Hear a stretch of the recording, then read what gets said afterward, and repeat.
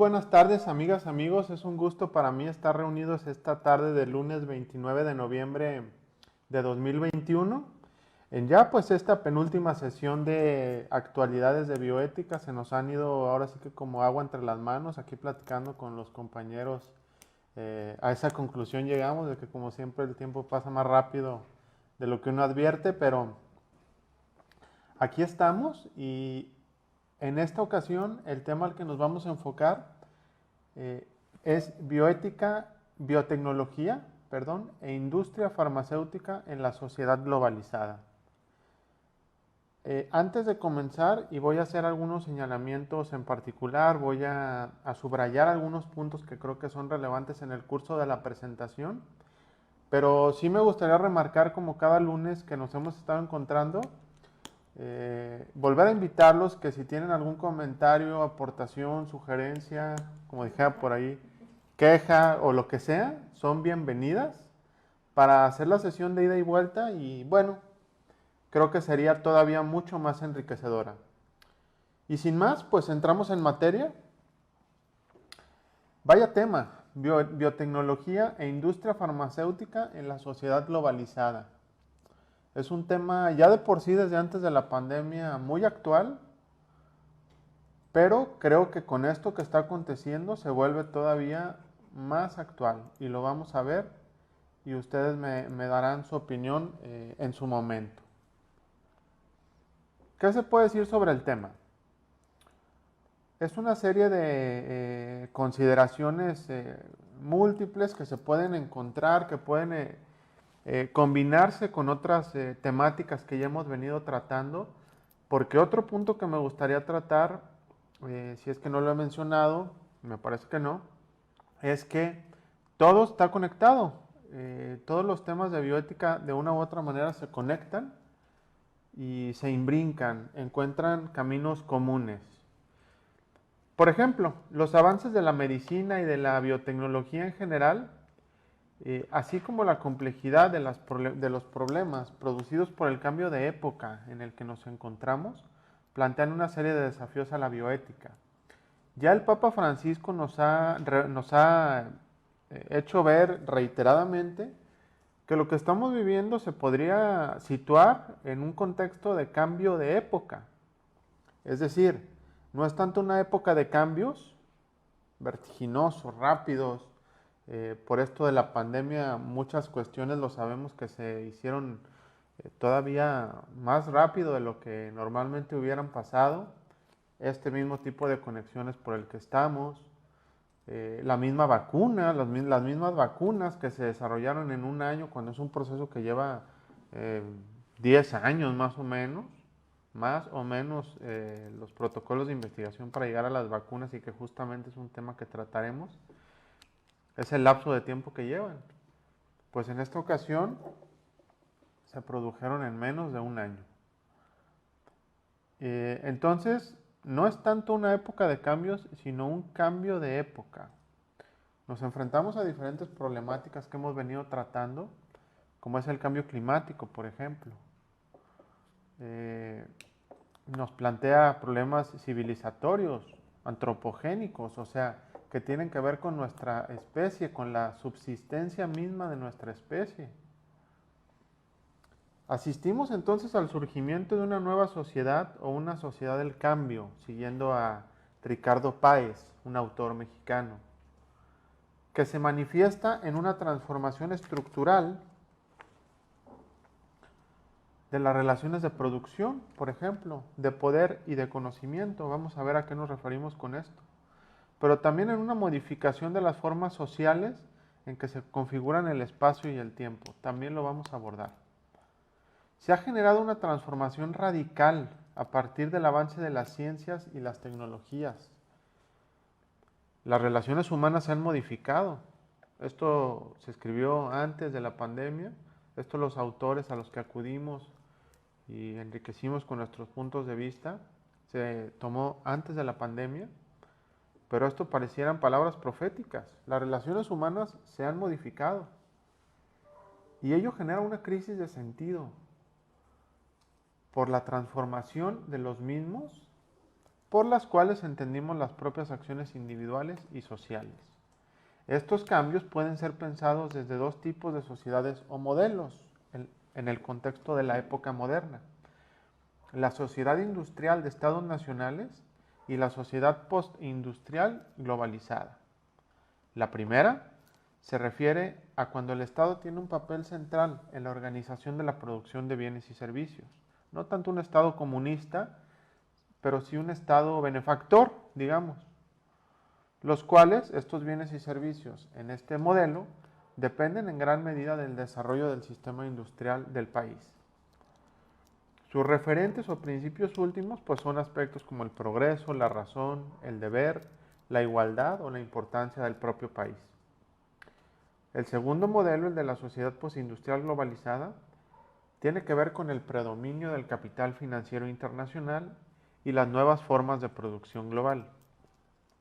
Entre ellas, la información, las biotecnologías, las redes informáticas comunicacionales o el sector servicios. Entonces, aquí ya tenemos dos modelos que podemos identificar y en cuyo caso la distinción más importante está en que el último modelo se organiza en torno al consumo y la comunicación, lo social y lo cultural. La primera, donde el Estado juega un papel más importante, lo hace en torno a la economía y la política.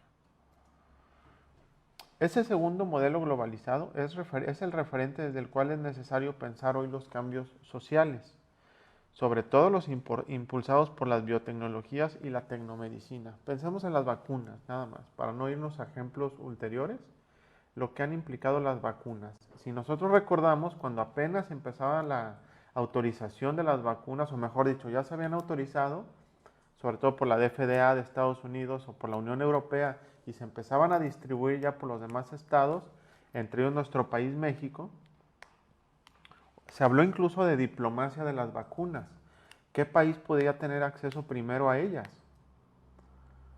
Entonces, en este contexto de las biotecnologías, una de sus principales manifestaciones es la investigación global de medicamentos en la industria farmacéutica.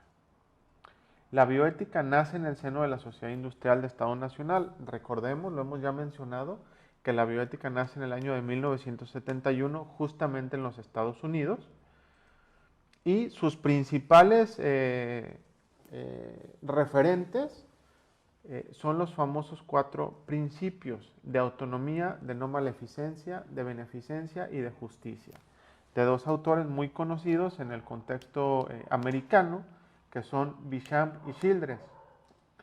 Y estos principios que ellos lanzan a la academia deben de ser aplicados en circunstancias concretas. Pero ¿qué sucede? Que ante la complejidad de las biotecnologías, del desarrollo biotecnológico, estos principios a final de cuentas resultaron ser insuficientes. En el cambio de época que nos encontramos, que algunos llaman la era de la información, se le podría añadir en este momento determinado de la historia la era de las vacunas o la era de la pandemia, si ustedes me permiten, será necesario edificar una bioética que, partiendo de los avances de las ciencias y de las tecnologías, e incluso de la crisis de sentidos y significados contemporánea, sea capaz de orientar la práctica biomédica, tanto en lo individual como en lo colectivo, en lo local y en lo global. Me da pena decirlo, pero no me dejarán mentir. No son todos los casos, pero hay casos de galenos o de médicos que piensan más en lo económico, que piensan más en el desarrollo profesional, muy válido por cierto, es una aspiración a la que todos tenemos derecho, pero a veces haciendo un poco de lado al paciente, quizá por tener mayor número de consultas, quizá por tener mayor número de procedimientos médicos, entre más onerosos a veces mejor. Y esto va en detrimento entonces de una buena relación con el paciente. Sabemos que este es uno de los aspectos bioéticos principales, el de la relación médico-paciente. Pero en lo que tiene que ver con el tema de esta tarde, que son las biotecnologías, y para tener idea de su complejidad, pues habría que analizar la manera en la que se ha desarrollado la sociedad postindustrial globalizada, esta en la que nos encontramos, E incluso hay algunos autores que afirman que la globalización ya no da para más, que debe de ser replanteada, sobre todo el sistema actual de mercado. Y en este contexto del mercado abierto, del mercado libre, la investigación global farmacéutica es uno de sus principales motores. Es uno de los sectores de la economía que mayores ganancias produce a nivel mundial. Máxime, en estos últimos 2 años que se desarrollaron las vacunas, pues las ganancias son exponenciales para los laboratorios más importantes del mundo. De tal forma que son una de las áreas más rentables del mercado. Pensemos que hace algunos años era de ciencia ficción tener al alcance de la mano el ser humano la clonación terapéutica, por ejemplo, la biología sintética o la nanotecnología, por medio de la cual ya actualmente es posible llevar a cabo procedimientos quirúrgicos por medio de robots, por ejemplo. Pero la nanotecnología va incluso más allá y son aspectos a veces casi microscópicos, desarrollos científicos de punta que inciden directamente en el ser humano. Estos avances desde luego no surgieron espontáneamente, sino que tienen que ver con el modo en que se dieron las relaciones sociales de producción, de poder y de conocimiento. Vamos a ir explicando cada una de ellas. Porque no se pueden pensar las biotecnologías sin su constante elaboración de sentido y reconfiguración de estructuras y relaciones sociales. Los avances científicos en general constituyen únicamente un eje para explicar los cambios experimentados en esta compleja sociedad que vivimos. Otro ejemplo, las diferentes concepciones sobre el cuerpo humano han experimentado un profundo cambio a partir de la segunda mitad del siglo XX. Las biotecnologías permiten la intervención en nuestro propio organismo hasta el punto de llegar a considerarlo una combinación de hombre y máquina, en donde lo artificial pugna y se integra con lo natural para constituir algo nuevo llamado el cyborg, una combinación de máquina y de ser humano. Se trata de una reconfiguración de las fronteras entre el sujeto y el mundo exterior, lo biológico, lo tecnológico, lo natural, lo artificial y lo humano.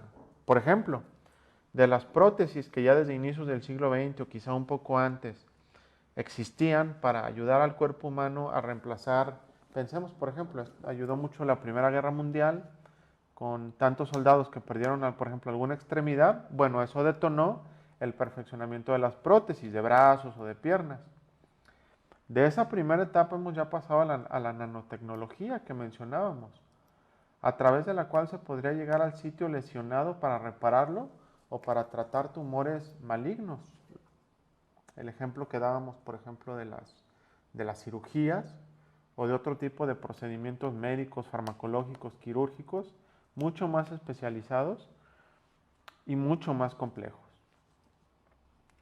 También ha tenido lugar la llamada medicina de conveniencia, que es un poco el ejemplo que poníamos, de ciertas prácticas médicas, supeditadas a los dictados del mercado, y que surge también a la par, es decir, la sociedad también tiene ahí un papel importante de la insatisfacción de muchas personas con la propia imagen corporal.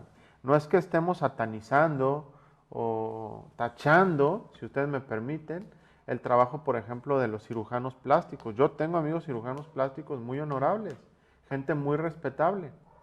El problema es cuando surge esta insatisfacción, a veces generalizada, a veces muy difundida entre la sociedad, con la propia imagen del cuerpo. Cada vez personas más jóvenes quizá nos habrá tocado ver que se realizan cirugías estéticas cuando quizá no sería necesario, porque son personas extremadamente jóvenes. Entonces esto se da en este contexto del mercado. ¿Qué imagen de ser humano perfecto, entre comillas, nos ofrece el mercado? Y hacia allá se tiende y hacia allá se intenta acudir o estar en esa situación. Bueno, este tipo de tecnociencias ponen en entredicho los fines tradicionales de la medicina. La sesión pasada hablamos de la medicina griega, de Hipócrates, de Galeno, la cual ahora se abre a las necesidades y deseos suscitados por la sociedad de consumo y la insatisfacción que decíamos, que es propia a ella. Una vertiente novísima, muy nueva, es la de la investigación personalizada de medicamentos, a partir de la combinación de un tema del que ya hemos hablado, de la genética y de los fármacos. Y se da entonces el nacimiento de la farmacogenética. Se diseñan moléculas más efectivas o menos tóxicas para subgrupos de poblaciones con un genotipo específico. Qué bueno que la ciencia ya tenga esto al alcance de su mano. El problema bioético puede surgir tanto en los procedimientos para llegar a ellos, como al uso a veces sectorizado, a veces elitista, por los costos simplemente, de cierto tipo de medicamentos.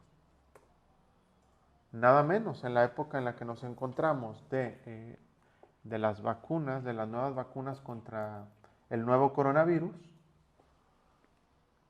hay una lucha muy importante en ámbito global por la liberación de las patentes de las vacunas. Vamos a ir viendo cómo los ejemplos que vamos a ir explicando tienen directamente que ver con esto, porque no todos los países están en posibilidades de crear sus propias vacunas porque no tienen las fórmulas, no tienen la tecnología adecuada. ¿Por qué? Porque no se da la transferencia de tecnología gratuita desde los países del norte, desde los países más avanzados que la poseen, porque esto les implicaría dejar ganar de dinero a las grandes firmas farmacéuticas.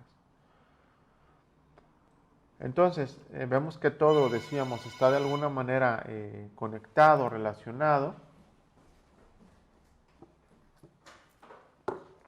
y tiene que ver una cosa con la otra. Respecto a las necesidades, por ejemplo, de la economía actual del mercado, que no se ocupa de lo más básico, sino de cómo crear necesidades para hacer consumir todo lo que las empresas son capaces de producir. Lo vemos, por ejemplo, voy a poner el ejemplo de los teléfonos celulares. No sé en qué versión vamos ya del iPhone, yo nunca he tenido 13. Un iPhone, 13, ¿verdad? Incluso la gente que tiene iPhone, me ha tocado escuchar a conductores de radio muy respetables que dicen, es que ya no tiene sentido, o sea, ya no hay cambios realmente sustanciales o importantes entre el iPhone 12 y el 13, es nada más para sacar una última versión y que la gente lo compre, porque la gente lo va a comprar. ¿Por qué? Porque se creó esa necesidad. Entonces, aquí la mercadotecnia tiene un papel central y los medios de comunicación tienen un papel central. Se habla incluso de seducción cultural. Se habla de que la mejor manera de obligar a la clase productora a trabajar es convenciéndola de que se debe consumir. Pues si no se hiciera esto, se moriría socialmente y no se realiza como persona. Es un poco lo que nos quieren hacer creer.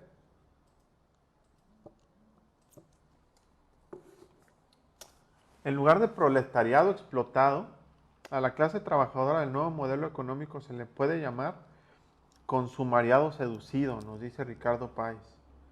Sigue siendo explotado, pero de otra manera. Ahí tenemos las tarjetas de crédito, los intereses de los bancos.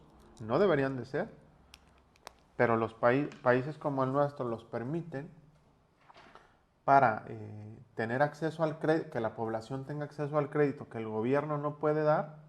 Entonces dejan entrar a los bancos, sobre todo internacionales, quedan 1 o 2 bancos nacionales creo, todos son extranjeros, para llenar ese hueco que el Estado no puede proveer a cambio de las ganancias que se llevan los bancos. Es la verdad, y hay que decirla y hay que conocerla. Se ha convertido en una cuestión estratégica el saber vender bienes y servicios. Junto con la seducción cultural de la que hablábamos, la conquista de los mercados mundiales ha llegado a ser indispensable. Es importante tener en cuenta esto, toda esta explicación, porque ello nos va a dar una mejor perspectiva de plantear el papel de la bioética ante los avances de este tipo de industria farmacéutica, ya que la aceleración y profundización del desarrollo técnico Han consolidado un nuevo paradigma basado en la microelectrónica y la informática, que se va difundiendo a todos los ámbitos de la vida y que nos plantea cambios de tipo epistemológicos y metodológicos muy profundos, es decir, del significado de la vida misma. Pensemos en algo. La inflación que hay ahorita en nuestro país, que no se había visto en 20 años, que va a cerrar el año con más de 7%, no es exclusiva de nuestro país. En muchos países se está dando esta inflación. Se está dando porque, entre otros factores, las cadenas de suministro global están atascadas. La industria automotriz, por ejemplo, no produce los autos que quisiera para estar vendiendo en este mercado global porque no hay, habrán escuchado, no hay microchips, no se están produciendo los microchips que los autos modernos requieren, componentes electrónicos, pues. No se producen porque nada más hay dos lugares principales en el mundo, dos lugares, uno está en Taiwán y otro está en Corea del Sur, que también produce una marca de celulares muy importante, coreana. Entonces no se dan abasto para producir la cantidad de chips que el mercado mundial requiere. ¿Por qué? Porque no se ha transferido la tecnología a otros lugares del planeta. Entonces, o sea, lo que en un momento dado se quiso evitar para tener el control de estos medios, hablábamos del que el poder ahorita está en el conocimiento y en la tecnología. No se han querido compartir y en épocas como la nuestra, en la que el mercado en plena pandemia se cerró, se vuelve a abrir, la demanda es altísima y no hay la cantidad suficiente de fábricas de este tipo de componentes para satisfacer las necesidades mundiales. Porque no se ha transferido la tecnología, porque se quiso mantener el control exclusivo en ciertos países, en ciertas empresas. ¿Cómo todo se revierte? No sé ustedes qué piensen, ¿están de acuerdo conmigo? Porque a partir de 1990 la biología, la electrónica y la informática han estado convergiendo en sus aplicaciones, en sus materiales e incluso en sus planteamientos conceptuales. La ingeniería genética y el conjunto de desarrollos y aplicaciones en expansión se han centrado en aspectos que ya hemos mencionado, como la decodificación, la manipulación y la reprogramación final de los códigos de información de la materia viva, produciendo nuevos conocimientos y nuevas formas de manipulación tecnológica. Ejemplo, hubiera sido imposible descifrar el proyecto del genoma humano sin la ayuda de las computadoras, hubiera sido imposible. Entonces, ahí convergieron la genética y la informática. Y esto ha creado nuevos campos de conocimiento muy ricos y con muchas posibilidades. Otro autor, Jeremy Rifkin, nos dice que esto de lo que estamos hablando, la bioinformática, fue resultado de la fusión de las ciencias de la vida y de la información, y que se puede entender como el lenguaje para organizar los genes, identificarlos y manipularlos. Los genes se han convertido en la materia prima del siglo XXI, como los combustibles fósiles y los metales lo fueron en el siglo industrial. Ahora se puede comenzar a manipular el código genético de muchas especies y por ende intervenir en la evolución. Hay algunas empresas muy importantes como DuPont, como Monsanto, que es aquella que modifica, por ejemplo, los granos genéticamente, entre otras cosas. La farmacéutica suiza Novartis, entre otras. Gigantes de la era petroquímica, en general, han decidido dedicarse exclusivamente a la investigación, la tecnología y los productos genéticos. Lo que marca el pasaje de la era industrial, de finales del siglo XVIII, inicios del XIX, hasta nuestros días, a la era del comercio genético, la era de la biotecnología.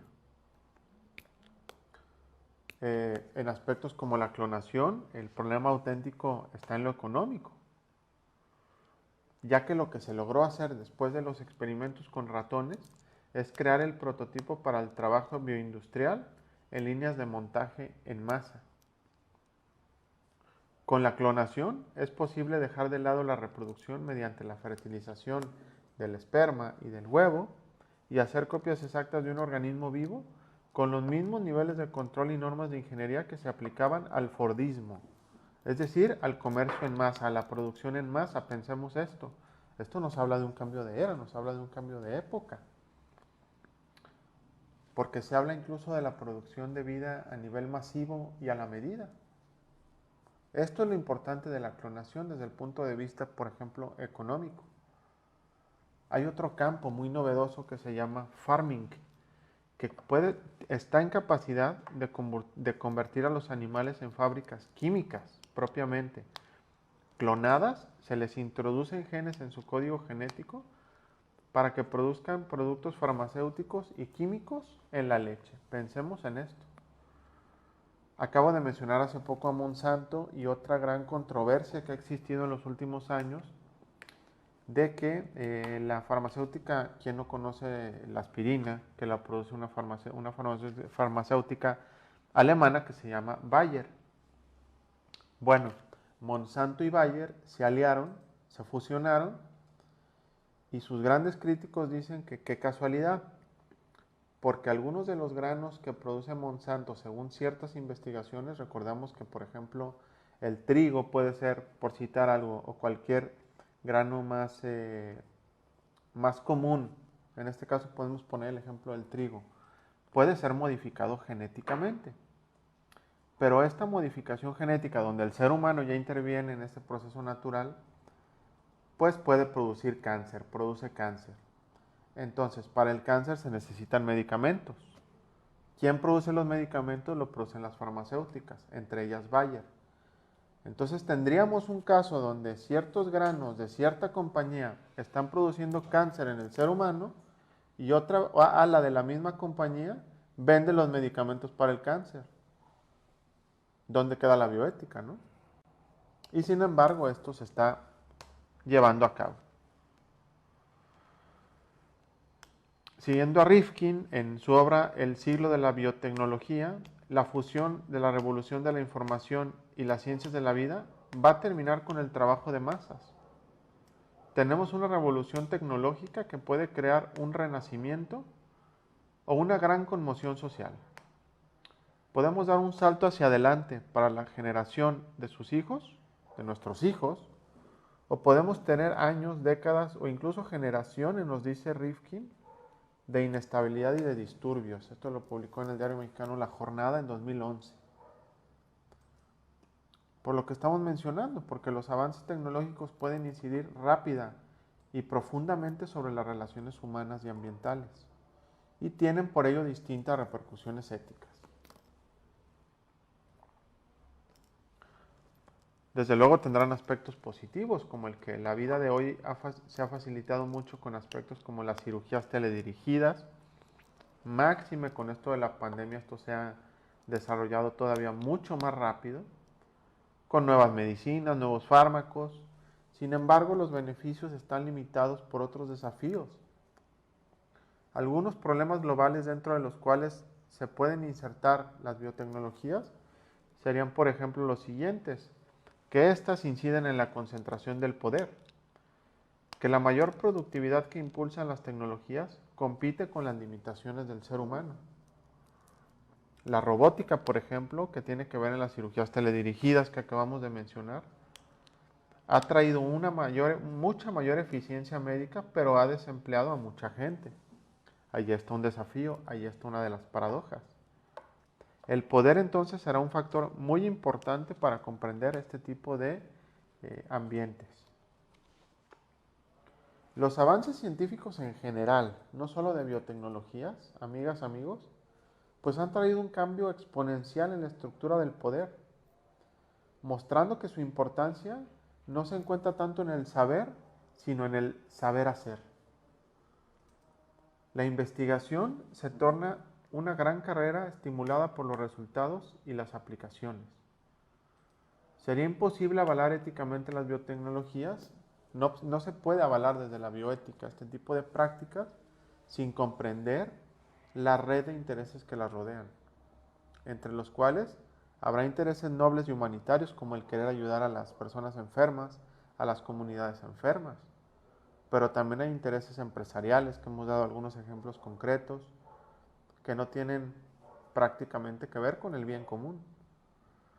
Se da entonces la competencia entre empresas, la investigación patrocinada por la industria, con eventuales conflictos de intereses entre ciencia y mercado, y esto ha sido ampliamente descrito en la literatura especializada. Es decir, no es una ocurrencia nuestra esta tarde, sino que es algo con raíces y precedentes científicos muy importantes. Son las 7:09. ¿Mande? Son las 7:09. ¿Quieres hacer tu pausa? Pues es que empezamos un poquito tarde. Sí, Igual, a lo mejor ¿verdad? 7:15. Ajá, igual en 5 minutos. Ajá. Gracias, Marta.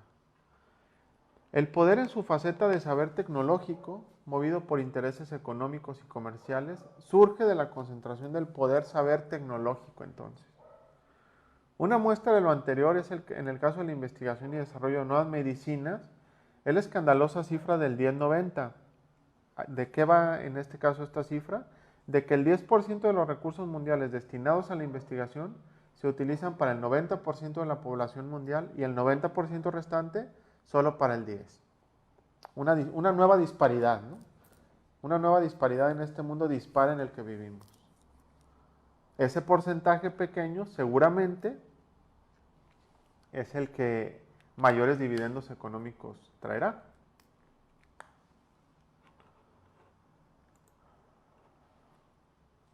El saber entonces cómo hacer nuevos medicamentos se concentra en los países del norte, en el mundo desarrollado, Estados Unidos, Canadá, Europa, Japón principalmente. No hay que entender el norte tanto geográficamente como más bien los países avanzados.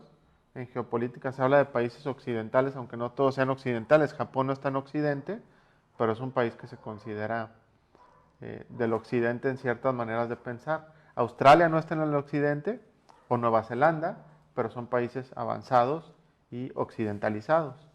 Pero bueno, en general, los países del norte en sentido amplio, se tiene por parte del sur, por países como el nuestro, una alta dependencia tecnocientífica, por esto que hablábamos, por las concentraciones de poder en el sentido de conocimiento, del conocimiento de las fórmulas, de las patentes como tal de los medicamentos, que duran muchos años, entre 10 y 20 años.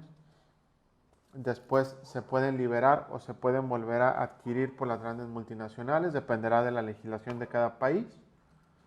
De tal manera que nos encontramos en una de las concentraciones de poder más grandes en la historia de la humanidad y se evidencian los contrastes entre riqueza y pobreza mundiales. Un ejemplo actual.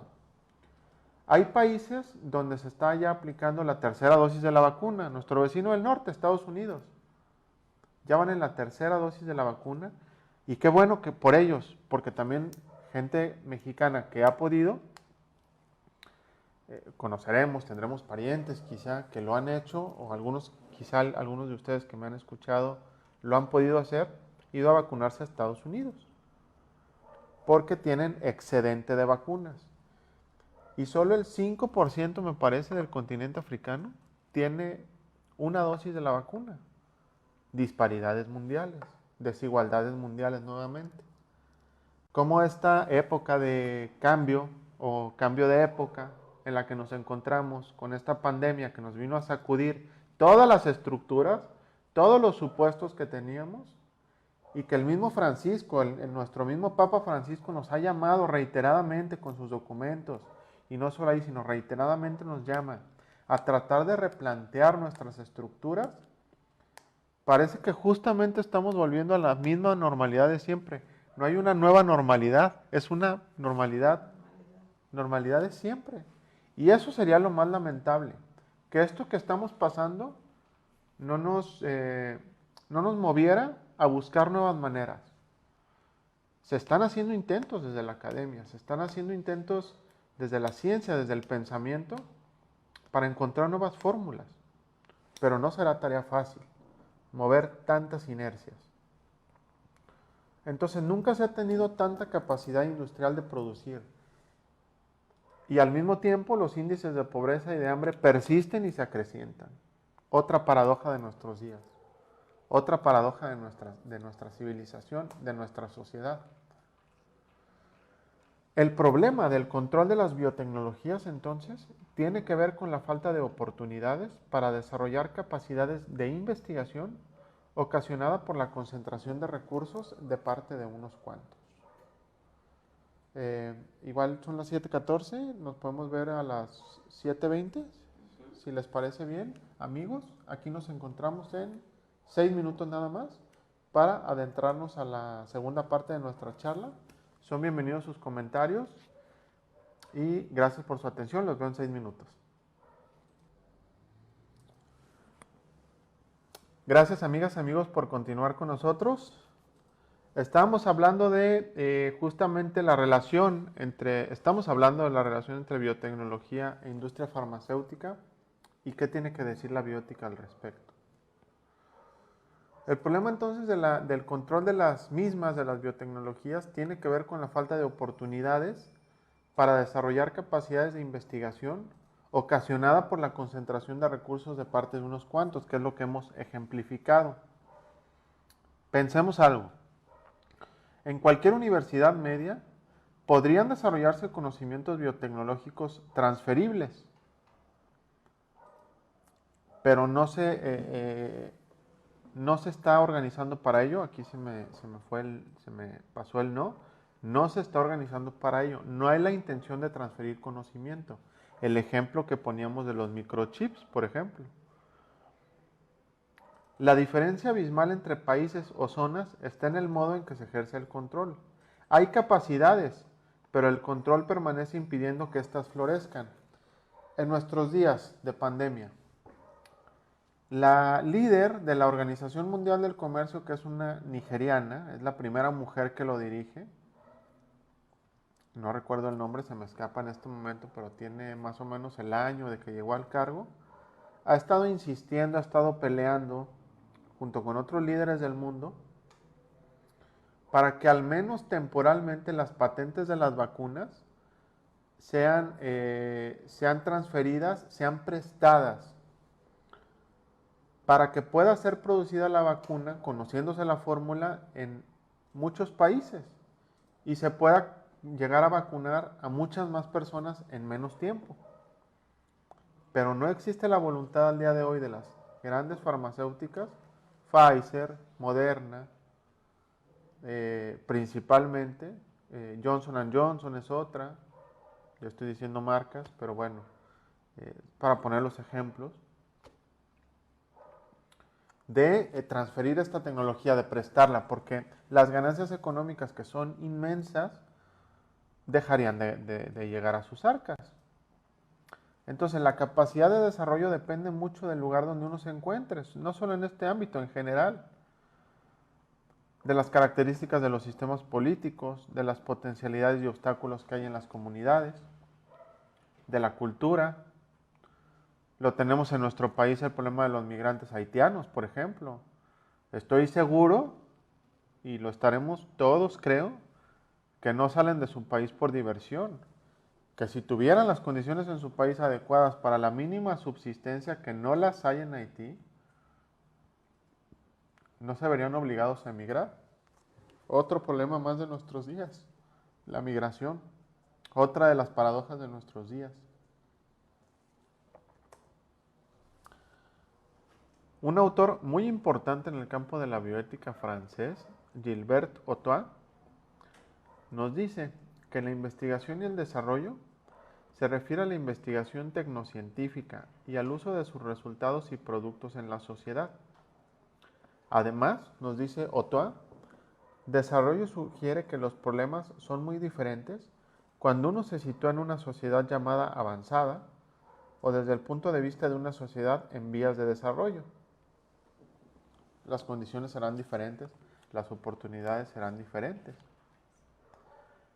El capitalismo globalizado mantiene el control de la innovación tecnológica en sectores cruciales como la microelectrónica, la informática, las telecomunicaciones o la ingeniería genética. Esto lo subrayé porque me parece importantísimo.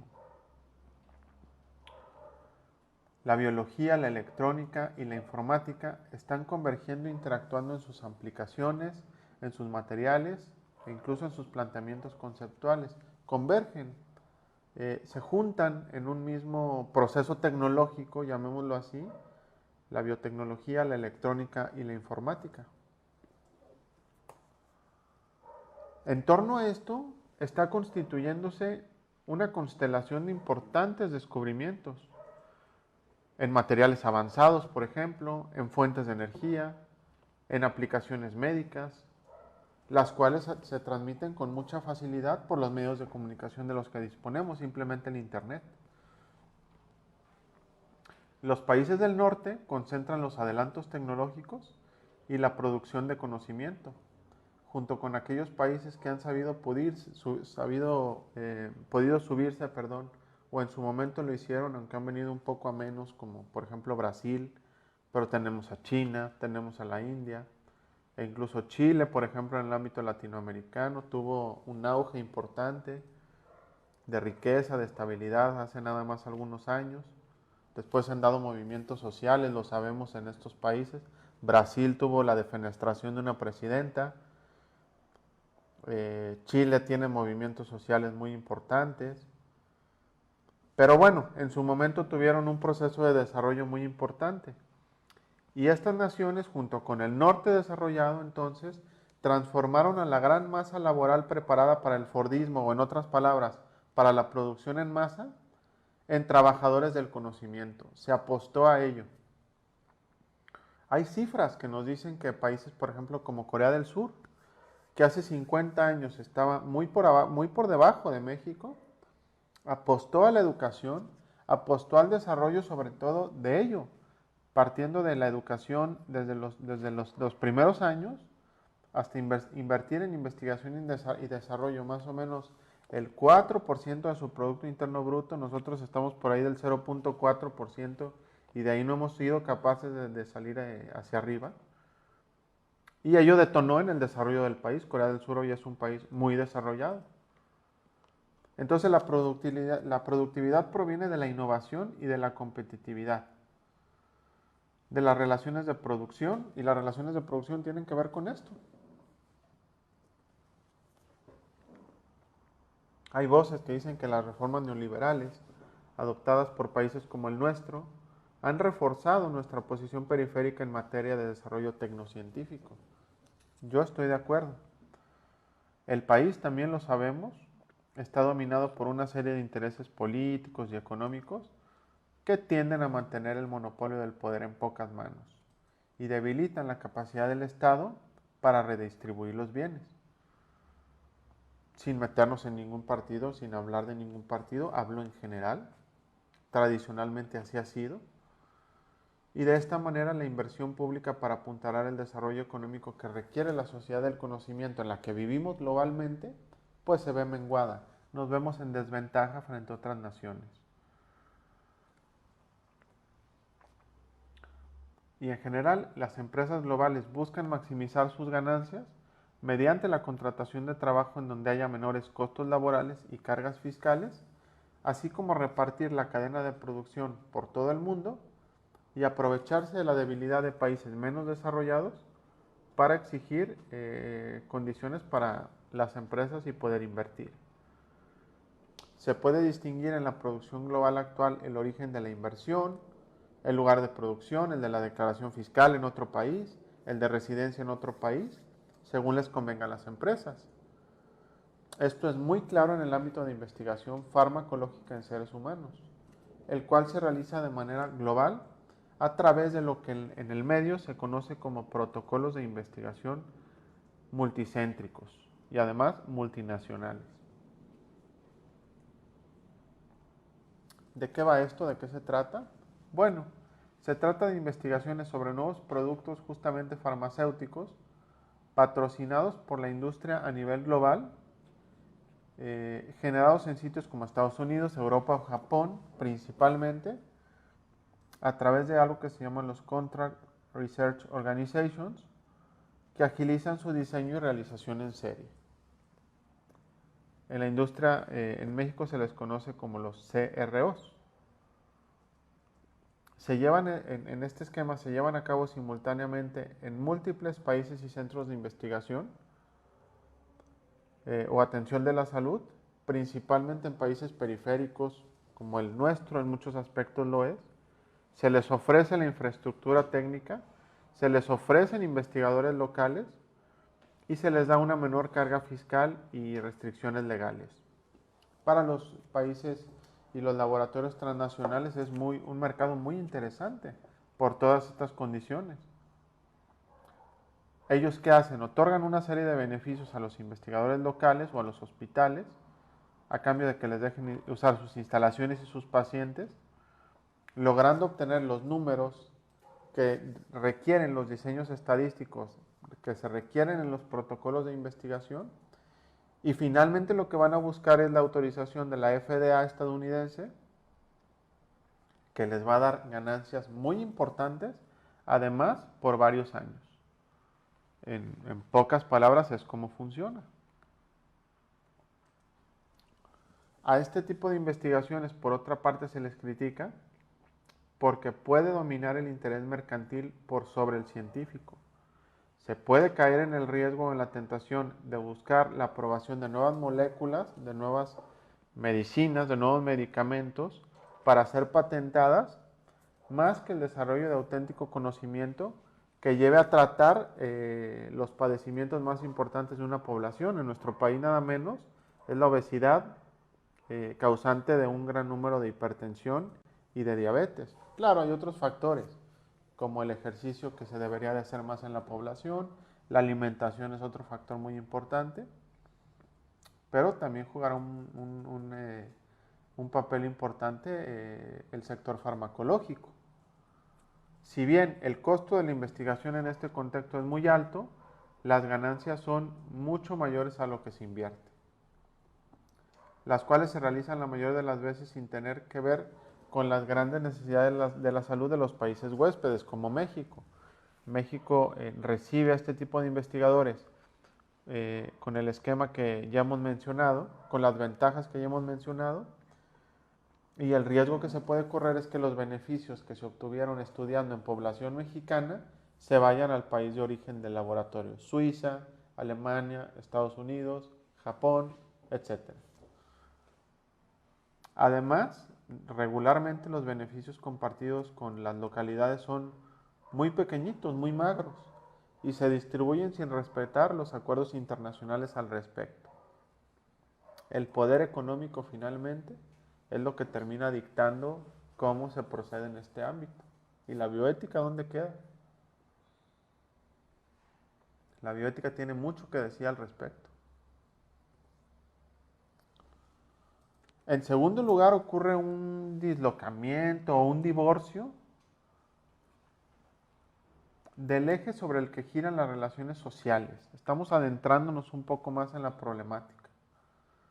Prima los intereses individuales sobre los comunitarios. Pensemos en algo, amigas, amigos. En la contención de la pandemia, sobre todo en la primera, segunda ola. En el mundo occidental, en el cual también nosotros nos encontramos, nuestro país México, este aspecto de los intereses individuales está muy remarcado. Nuestra sociedad es muy individualista y lo vemos todos los días. Se piensa la mayoría de las veces en el ámbito cotidiano, en el ámbito laboral, en el ámbito empresarial, en la mayor tasa de ganancias, en el mayor beneficio propio, sin pensar la mayoría de las veces en el bien común o comunitario. Esto tiene que ver con nuestra cultura ancestral de siglos atrás, con nuestra manera de pensar. Ahora bien, los países orientales como China, principalmente, Japón, Corea del Sur, que ya hemos mencionado, o en general Asia Oriental sobre todo, el sureste asiático también, Singapur, por ejemplo, tienen otra manera de pensar muy distinta, donde la comunidad juega un papel muy importante. Claro, en China también está el otro tema de que los derechos humanos no son muy respetados, y si el gobierno le dice a la gente te debes de quedar en su casa, la gente sabe que se tiene que quedar porque si no hay sanciones muy serias. Pero este tipo de situaciones ayudó a contener la pandemia en esos países, en un primer momento sobre todo. Porque la gente pensaba más en el prójimo, pensaba más en la comunidad, por cómo están hechos y por cómo están habituados, como fueron educados. Acá, en cambio, se piensa más en los intereses individuales. Y fue más difícil controlar la pandemia en sus primeras etapas, que finalmente fue decisivo para que el número de muertos fuera tan alto. Entonces, en la sociedad global postindustrial, las relaciones económicas liberan al individuo de sus vínculos comunitarios para que pueda llegar a ser sujeto de múltiples relaciones. No es algo negativo de por sí. Sin embargo, estas características de la situación colocan al desarrollo y uso de las biotecnologías en una fuerte asimetría de relaciones sociales y productivas. ¿Por qué?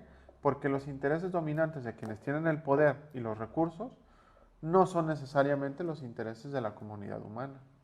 Pueden ser más bien, eventualmente serán intereses de las empresas o intereses nacionales, pero no intereses globales, no intereses supranacionales de todos los pueblos, de toda la humanidad. En el fondo lo que ocurre es un dislocamiento del eje sobre el que giran dichas relaciones, porque se debilitan los intereses comunitarios y se consolidan los individuales. ¿Por qué el Papa Francisco nos llama también, reiteradamente, a acudir, y ha sido tan criticado, tan arteramente criticado, diría yo, por esto? Por llamar, por ejemplo, en su documento de la querida Amazonía, que fue después de un sínodo de obispos de la región panamazónica de 9 países en América del Sur, a buscar fórmulas en los pueblos originarios, en este caso de la Amazonia, cómo se relacionan ellos con su entorno, cómo se han relacionado con su entorno tradicionalmente, qué conceptos podemos traer de ahí, qué podemos aprender para relacionarnos no solo con el prójimo, con el entorno, con el ambiente, con la casa común, porque el mundo está en riesgo. El mundo va a arder con esto del cambio climático. Es un dato científico. Es momento de buscar nuevas soluciones en este ámbito y también en el de las relaciones sociales, las relaciones económicas, el mercado libre que no soluciona todo. Y volvemos a escuchar este llamado reiterado del Papa. Una importante consecuencia del cambio que estamos mencionando está en el énfasis que se da hoy a la autonomía de las personas, un poco lo que estamos mencionando. Un valor que emerge con nuevas caras liberales, en lo que tiene que ver con la bioética, por ejemplo, con la eutanasia o el consentimiento informado. Pero este valor que acabamos de mencionar de la autonomía puede ser ambiguo cuando se presta para ocultar las dimensiones de la fragilidad humana y dejarla sin ayuda, para no interferir en su libertad. Puede ser una paradoja el decir, respeto tu autonomía, pero como la respeto, no te presto la ayuda de vida, no te presto la alimentación y la hidratación en una etapa terminal de la vida, por ejemplo, que siempre se debe de suministrar, que no es algo extraordinario, que se le llama una cura ordinaria, por este concepto tan de nosotros, tan de nuestros días, tan de nuestra sociedad occidental, de la autonomía. La concentración del poder y el individualismo se juntan en el contexto actual. El individualismo se fortalece en un momento tecnológico en que los recursos de la comunicación han sido ampliados. Este medio de conexión que tenemos, por ejemplo. Y lo que se ve crecer es la concentración del poder.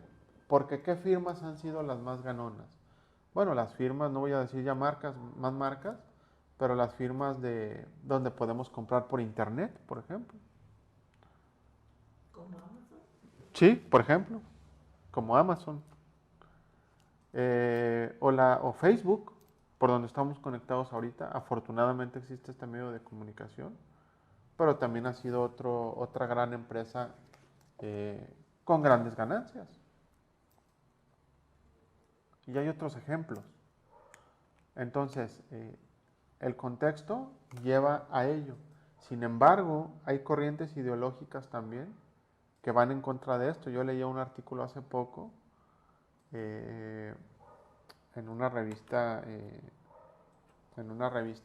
respetable, que decía, la revista Proceso, que hablaba de cómo, paradójicamente, lo que pudiera pensarse en la pandemia, que la gente iba a amar las redes sociales, que las iba a adorar, se está dando justamente lo contrario, que la gente está adquiriendo conciencia de lo peligroso que es dar todos nuestros datos, porque después nos venden lo que ellos quieren.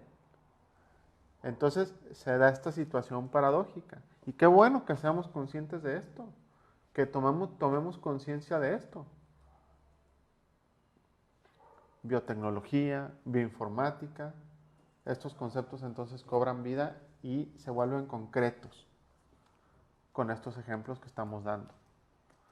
Hay otro autor, Fabri, que dice que no puede pensarse la posible afectación a la dignidad humana de parte de las biotecnologías si no se hace la pregunta por el horizonte de sentido con que todas las realidades son interpretadas. En otras palabras, los grandes cambios de hoy implican una crisis de sentidos y de significados que se le da a las cosas, a uno mismo o a la propia dignidad humana.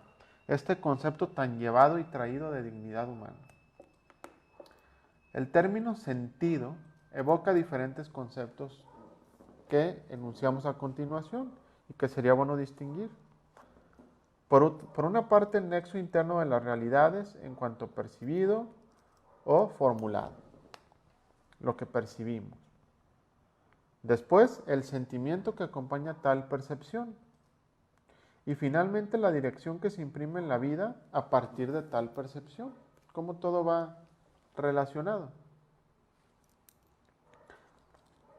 Los conceptos, el sentido mismo que se le da a las cosas, a un teléfono celular, por ejemplo, a un auto último modelo, a una computadora,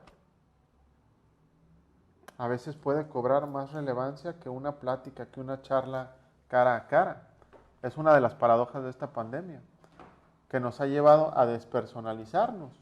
Claro, es necesario estar en comunicación y los medios masivos han jugado un papel muy importante, pero nunca se podrá comparar con estar platicando con alguien o con tomar una clase, por ejemplo, presencial. Esto es una herramienta muy valiosa, pero la presencialidad es algo muy diferente. El tener contacto con una persona directamente cara a cara es otro nivel muy distinto.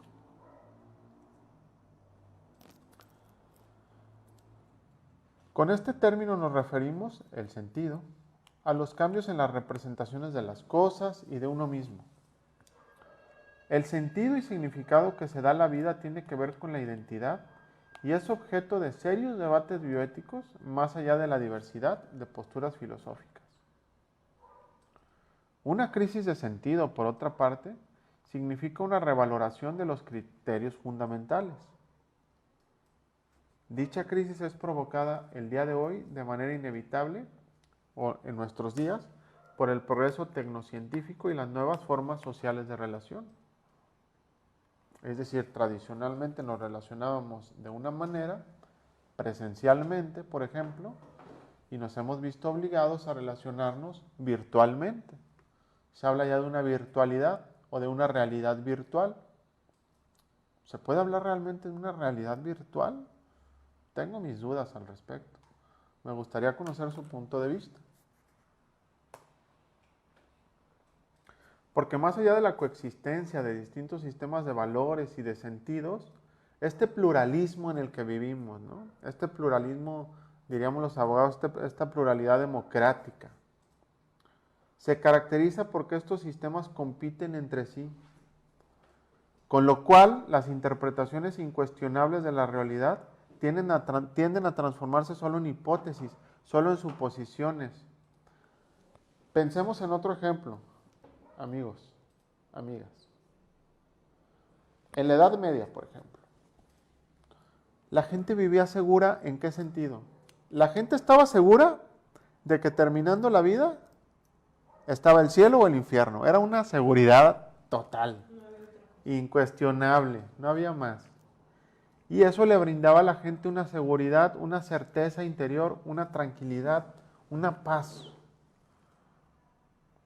Actualmente ya no se tienen esas certezas tan claras. Claro, quienes somos creyentes tenemos la fuerza de la fe, o lo podemos saber por medio de la fe. Pero son tantas las opciones o son tantas las explicaciones de tipo ético, de tipo religioso, de tipo metafísico, que a veces o en no pocas ocasiones hemos oído mencionar. Mientras no haga daño a un tercero, yo puedo hacer lo que quiera. Es una máxima de nuestros días. Y ello nos lleva a cuestionarnos a veces irremediablemente si lo que creemos es cierto o no. Porque es tanto lo que escuchamos eso, tantas veces lo que se escucha, o tan difundido está ese pensamiento, que debemos de agarrarnos con más certeza y con más firmeza a nuestras propias convicciones y no dejarnos llevar por la corriente. El individuo se ve obligado a escoger entonces entre múltiples alternativas, por eso lo puse en cursiva y subrayado. En un mundo que se ha vuelto incierto y en el cual las decisiones que se han adoptado podrían haber sido diferentes. Hay tantas alternativas. Los estudiosos de la religión incluso hablan de mercado de las religiones. Se habla de este concepto también.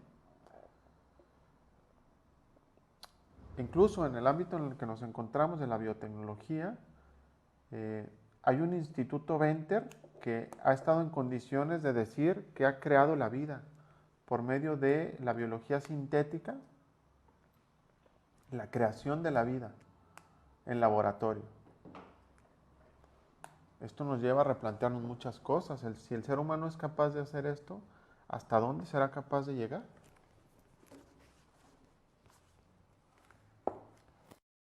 A partir de la primera bacteria celular autorreplicante, hablando en términos científicos, con un genoma completamente sintético.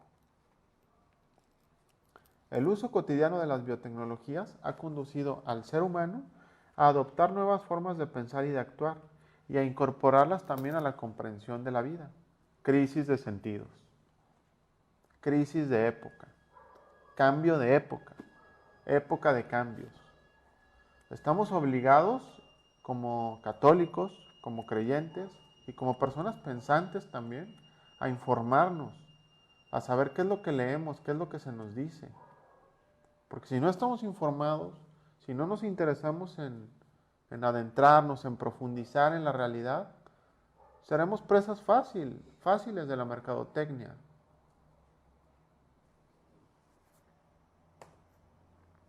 En relación con el sentido de lo natural, la efectividad de la acción humana suscita la pregunta sobre cuál es nuestro papel de la humanidad, de nuestra creatividad y potencialidad para interferir en los procesos biológicos. Ya lo habíamos mencionado.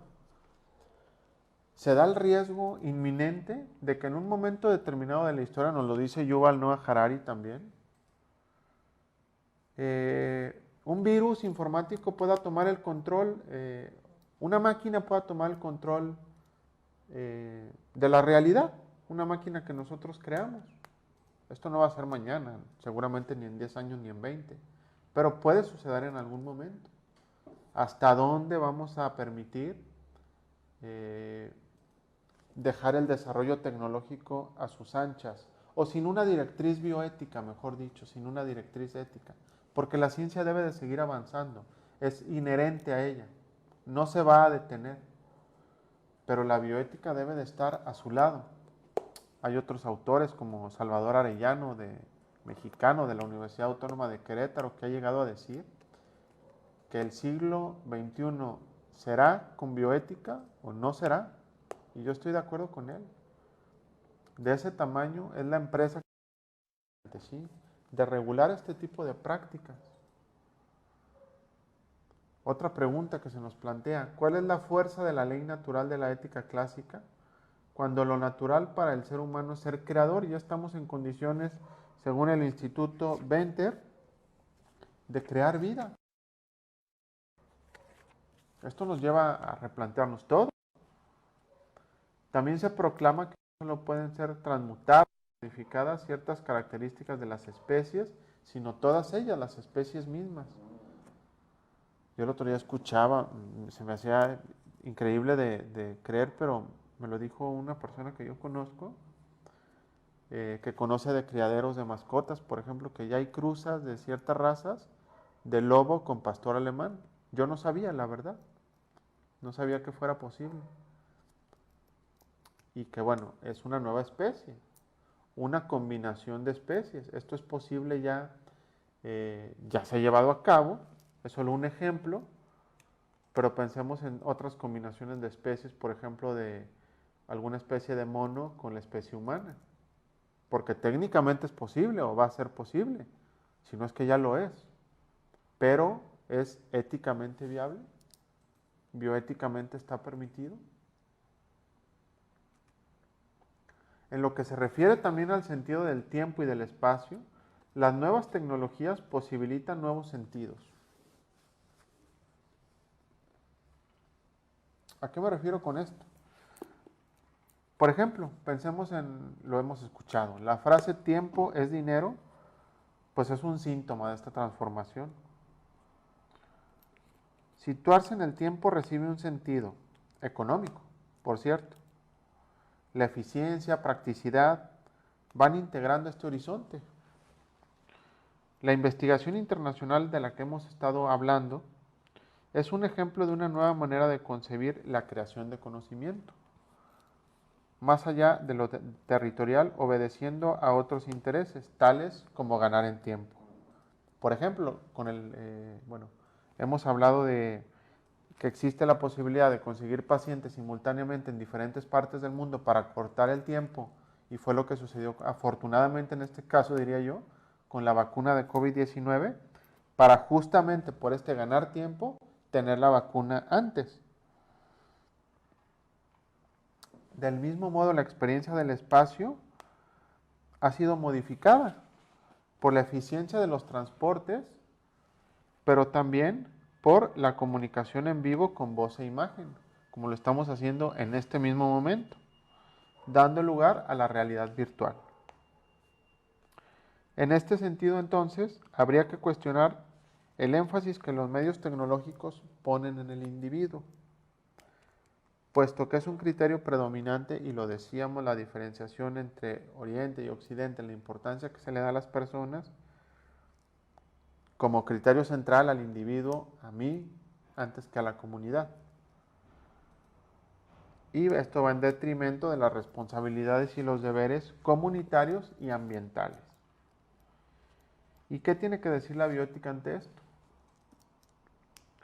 Las nuevas maneras en que se estructura el poder y su consecuente crisis de sentidos, es necesaria una bioética que no solo parta de ciertos principios, sino ante todo del contexto en el que nos encontramos, dada la complejidad de la biotecnología y de la tecnomedicina sobre todo, y todos los ámbitos que están implicados en ellas. El económico, el social, el cultural, hemos hablado reiteradamente de cultura en estas charlas. Los principios universales, porque son abstractos los principios, pueden no ser suficientes para resolver los conflictos que se producen en los distintos contextos en los que están las biotecnologías. Hay una ética de la responsabilidad por parte de un filósofo muy importante contemporáneo que es Max Weber. La ética de la responsabilidad surge de la necesidad de equilibrar principios y consecuencias en la vida moral. Es responsable aquel que es capaz de ponderar todos los factores, aquella persona que sea capaz de ponderar todos los factores y tomar una decisión aún bajo el riesgo de equivocarse. Y también lo es quien sabe detenerse en determinado momento, admitiendo que no todo es justificable. Hemos dado ejemplos. No todo puede ser justificable. El fin no justifica los medios. Esto viene desde los griegos, me parece. El fin no justifica los medios. Y en bioética, ¿cuántas veces será aplicable? Ante el surgimiento de un nuevo fármaco, ante la investigación en seres humanos, ante el desarrollo de una nueva vacuna. Por eso hubo tantos cuestionamientos, e incluso hay personas, creo yo que este es un extremo que no se debe justificar, que no creen en la vacuna. ¿Cómo es posible que se haya producido tan rápido? Bueno, yo sí creo que es posible, y de hecho así lo fue, porque la ciencia ya está en condiciones de hacerlo. pero seguramente en el desarrollo de las mismas y en aras de tener, perdón, interrumpo un segundo, gracias Teresita Betancourt por tus saludos, un saludo también para ti, gracias por estar al pendiente. Entonces decíamos, ya nos aproximamos al cierre de la plática, que ciertamente sí la ciencia estuvo en posibilidades de desarrollar la vacuna en muy poco tiempo, pero seguramente en ese lapso habrá habido decisiones no tan éticas para desarrollarla tan rápido, como el uso, por ejemplo, en ciertas vacunas de fetos en crioconservación. Se llegó a utilizar esta situación para desarrollar ciertas vacunas. Entonces había quien decía, incluso hubo una explicación de parte de la Iglesia Católica, hubo un documento específico para esto, porque existía la duda de si como creyentes podíamos o no éticamente ponernos la vacuna. Se llegó a la conclusión de que con ciertas características y tomando en cuenta ciertas consideraciones, la próxima semana les doy el nombre del documento para que lo puedan consultar, era éticamente viable administrarse la vacuna. Entonces son muchos los retos para la bioética en un mundo tan cambiante, con tantas situaciones tan complejas en las cuales este es nada más un ejemplo, este de las biotecnologías, un ejemplo sí paradigmático y muy importante. En la vida real, entonces, en los casos problemáticos generados por las diversas biotecnologías, es necesario acudir a ciertos absolutos morales, que en ocasiones pueden entrar en conflicto con la búsqueda de lo mejor. Encontrar la solución en casos difíciles, donde hay un conflicto entre la búsqueda del bien y el dictado de la norma, requiere acudir a la sabiduría práctica y tener un sentido de responsabilidad. En ese sentido, el paradigma de la bioética de la responsabilidad, que son las consecuencias y los principios, es la que podría ofrecer más claridad para pensar las biotecnologías en esta era de la información, dada la importancia que tiene el progreso de la ciencia y la generación de beneficios tecnológicos. Pero también debemos repensar el marco normativo esencial que no debería ser rebasado. Aquí juega el derecho también un papel importante. Por ejemplo, en el caso de la clonación reproductiva. Esa debería de ser una línea que no se debería cruzar, la clonación reproductiva. Ya que hay ciertos, y se han logrado consensos bioéticos en sentido negativo, de no dejarla pasar a esta clonación reproductiva. Sí a la terapéutica con ciertas características, pero no a la reproductiva. Entonces, bueno, yo con esto prácticamente estaría cerrando esta tarde. No sé si hubiera alguna otra intervención, Marta, algún otro comentario. Yo les agradezco mucho. Tenemos todavía un minutito por ahí. Su paciencia. Y nos queda una sesión más la próxima semana, donde estaremos hablando de actualidades de bioética. Estoy todavía terminando de apuntalar el tema, de definirlo. Para cerrar en esta ocasión, habrá más ocasiones de volver a encontrarnos, ya lo platicaremos. Y mientras tanto yo les deseo un muy buen inicio de semana. Los invito a estar informados, los invito a estar muy atentos de lo que se nos dice, a discernir la información que se nos da por los distintos medios de comunicación y a no dejarnos llevar por la corriente. Como católicos estamos obligados, y también desde el punto de vista de la bioética, a estar muy atentos a lo que se nos dice. De la parte cívica. Así es, y el civismo juega también un papel muy importante. Para ser buenos ciudadanos debemos de saber qué es lo que está pasando, ¿verdad? Entonces, sin más, yo me despido, les digo buenas noches y hasta dentro de 8 días. Muchísimas gracias y hasta pronto.